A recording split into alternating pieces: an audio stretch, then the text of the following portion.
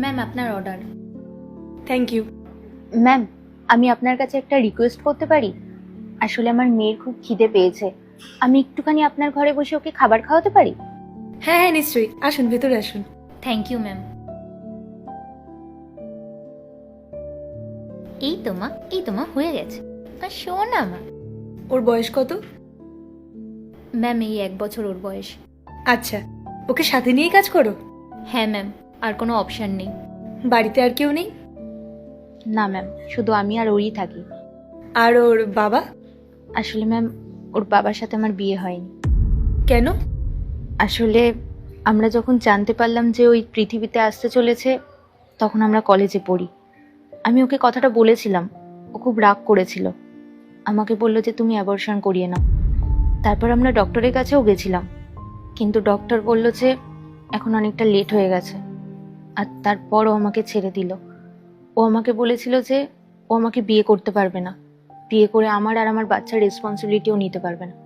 আমি চাইলে police complain করতে পারতাম, কিন্তু তাতে ওর লাইফটা নষ্ট হয়ে যেত। আসলে ও আমার লাইফে প্রথম আর শেষ ভালোবাসা ছিল।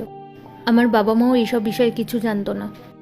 ও আমাকে ছেড়ে দেওয়ার 1 সপ্তাহ পর আমিও বাড়ি ছেড়ে চলে আসি এই শহরে। আর তারপর থেকে এই ডেলিভারি কাজ করতে থাকি। তাহলে এই 1.5-2 বছরের মধ্যে তোমার বাবা মা তোমাকে একবারও খোঁজার চেষ্টা করেনি? বাড়ি ছেড়ে চলে আসার সময় আমি একটা চিঠি লিখে এসেছিলাম, যাতে আমাকে ভুলে যাওয়া ওদের পক্ষে সহজ হয়ে যায়। এতগুলো বছরে তোমাদের একবারও কথা হয়নি? 1-2 বার কল করেছিলাম, কিন্তু কথা বলার ক্ষমতা আমারই ছিল না। আর ওর বাবার সাথে তোমার কখনো কথা হয়েছে? না, হয়নি। যেদিনও আমাকে ছেড়ে চলে গেছে, সেদিন থেকে ওর নাম আমার জীবন থেকে আমি মুছে ফেলেছি।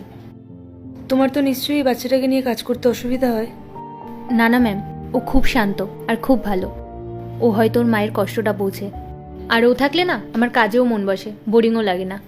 সত্যি খুব মিষ্টি তোমার মেয়ে। Thank you ma'am. আর তুমিও একজন খুব সাহসী একটা মানুষ। হতে হয় ম্যাম, না হলে আমার মেয়ের আর আমার লাইফটা পুরো শেষ হয়ে যেত। আচ্ছা, এই ডেলিভারির জবটা বাদে আর অন্য কোনো কাজের কথা ভেবেছো তুমি? হ্যাঁ ম্যাম, আমি একটা কম্পিউটারের কোর্স করছি, সাথে স্পোকেন ইংলিশও। আর আমার কলেজও কমপ্লিট হয়ে গেছে। তাই এবার ভাবছি যত তাড়াতাড়ি সম্ভব আমার জবটাকে চেঞ্জ করে নেব, যাতে আমি আমার মেয়েকে একটা ভালো লাইফ দিতে পারি। আরে বাহ, তুমি তো খুব hard working. Thank you ma'am. Ma'am এখন আমি আসছি। ঠিক আছে। পায়েল, বাইরের গেটটা।